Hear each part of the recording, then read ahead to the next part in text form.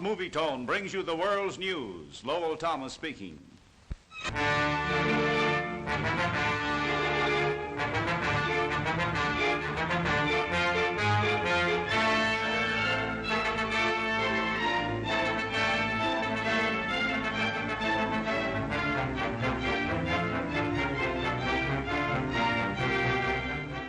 Rome.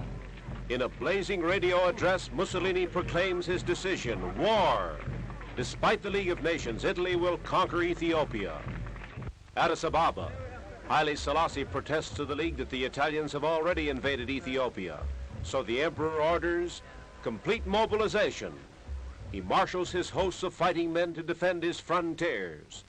Movie Tone has already shown us the Ethiopians swarming north to Eritrea and the massing of Mussolini's legions in Eritrea. And now the tribesmen are hurrying south towards Somaliland. We go by railroad across the Iwash River to Harar, the southern war capital. The train rattles across desolate country the Italians will have to fight across. And then we come to a strategic river and bridge. An inevitable target for sky attack. It's the Iwash River, but it will be no Iwash when the bombers come. European diplomats leaving the war-haunted country. This railroad is of vital importance, and so is the city of Harar. Metropolis of southeastern Ethiopia, it's a Mohammedan city in Christian Ethiopia. Lawrence Stallings and the Movie Tone Ethiopian expedition film warlike scenes in this remote East African town. Modern trucks, American trucks, rush streams of soldiers to the threatened points of attack near Italian Somaliland. Johnny the Ethiopian is going to war and saying goodbye. The fever of war is burning in Harar. Boys play with guns. The women offer to fight beside their men.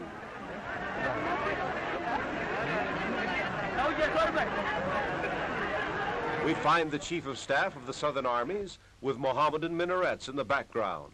And he's a Mohammedan, a Turk, Wahab Pasha, Mohammedan fighting for Christian Ethiopia. Mussolini's generals will meet a soldier skilled in modern battle, veteran of the World War, a Turkish commander at the Dardanelles where the British were beaten, and he won 3 battles from the Russians. Haile Selassie was the hereditary governor of Harar before he became King of Kings. This land was conquered by the great Emperor Menelik, who beat the Italians at Adwa. He subjugated the native tribes of the Gallas and gave the province to Haile Selassie's father. The emperor orders every man to the fighting front, by motor truck and by camel. Haile Selassie, Lion of Judah, defends his home province.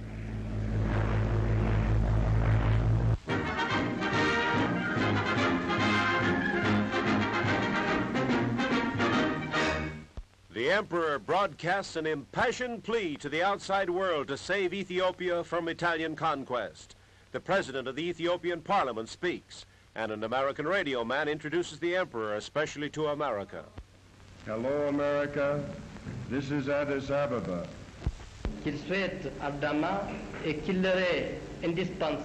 He defends his country's cause, calls upon the world to stop the war, and declares that Ethiopia is firmly for peace. Le peuple éthiopien est fermement attaché à la paix, mais il est en même temps... A nation praying for peace but ready to fight to the last. Rome deciding war.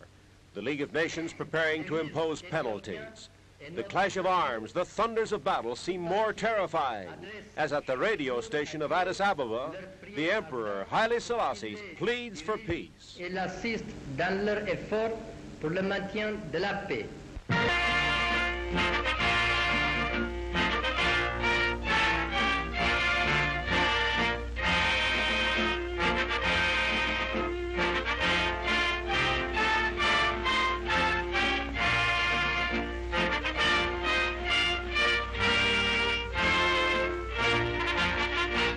The city is crowded and uneasy, agitated by the approach of war. Even the traffic cop is tense and nerve-strained. Tribal chieftains, feudal lords, each with his armed retainers. The masked marvel, maybe he wears the mask because of the dust. Polite these lords of the tribes, saluting a fellow chieftain. A minor chief they call a shoom with a small band of followers. A whole host of armed retainers testify to the power of a mighty noble, a Ross.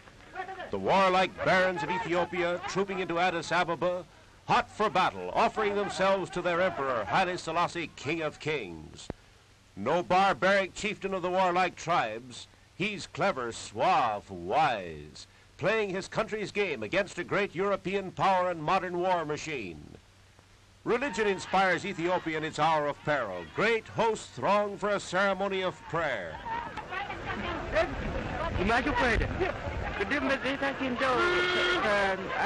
The emperor speeding to worship in his modern car, and they pray for victory in the coming battle.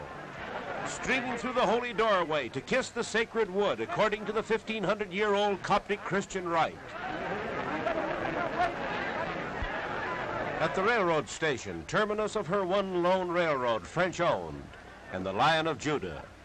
Affecting scenes, Italian families ordered to leave, and Hindu merchants and their families, too dangerous to stay. So it's goodbye to fugitives from the threat of impending war. Italian children must go, for Mussolini is about to attack. Refugees. Nobody knows what may happen when the fury of battle flames. Ethiopian fury against the Italiano. Jammed train loads. On their way to safety, taking the long trail, the crude Rattler Railroad Trail to the French port of Djibouti, all aboard for safety.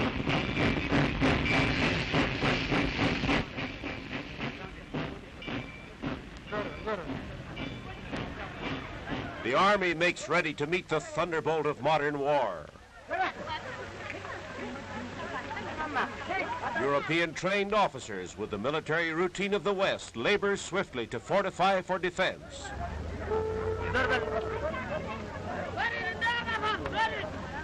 Ethiopia, the land of tribes, digging trenches. They know that Mussolini is sure to launch his full power of war against the capital city of Ethiopia, so dig hard and dig fast.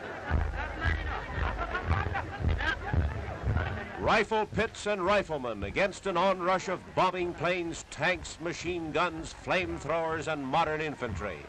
And the legions of the King of Kings are on the march. Cavalry with tribal spears and modern rifles, ready to face machine guns and heavy artillery. Ethiopia has its European-trained army, a modern nucleus for its hordes of primitive warriors. On they march, ready for war, trained for war, well-equipped too, but not with shoes. The bare feet of armed Ethiopia still tell of a nation deprived of modern war equipment, preparing to meet the latest machinery of death, the ultra-modern legions of Rome.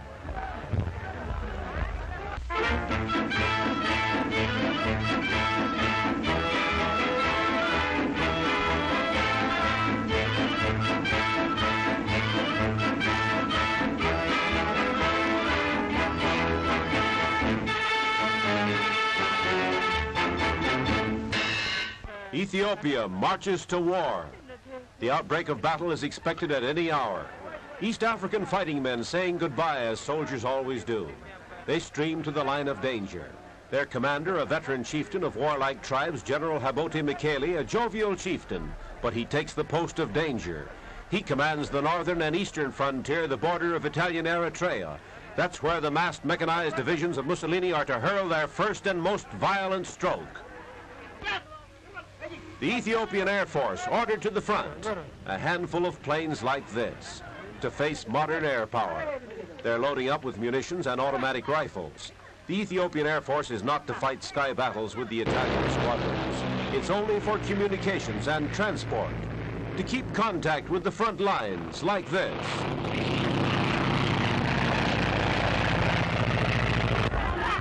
Kulaus, that's what they're called. Not in khaki uniforms, but in ancient native white.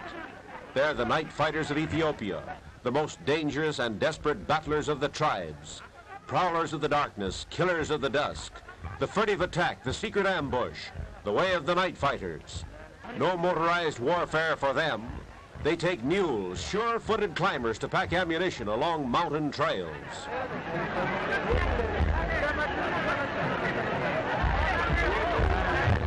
The night-fighting Kulaus rush by train to the danger zone.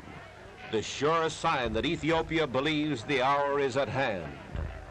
Haile Selassie has been delaying national mobilization, hoping the League of Nations would enforce peace. But now the sun is bright, the sky is clear, the rainy season is over. The time has come for Mussolini's machinery of battle to drive into action.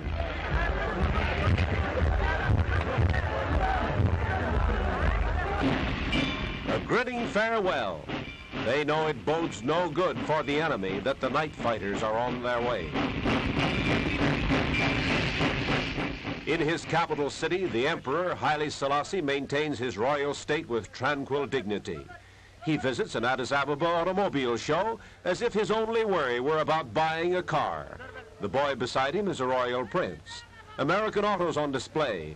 That's Yankee enterprise, putting on a selling campaign in the city threatened by the swift, overwhelming blast of war, center of the world maelstrom.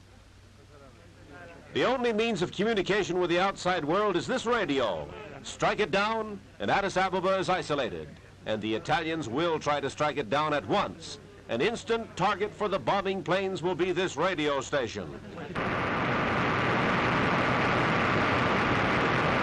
Here is where they radioed the Emperor's protests to the League of Nations. And right now, they're flashing Ethiopia's case to the powers of the world. They're talking about America, neutrality policy in Washington, declarations by Secretary of State Hull, American Charge d'Affaires Cornelius Van H. Engert. With him, the King of Kings discusses the American slant on the crisis. Because the rain clouds have gone, the war clouds are drifting near.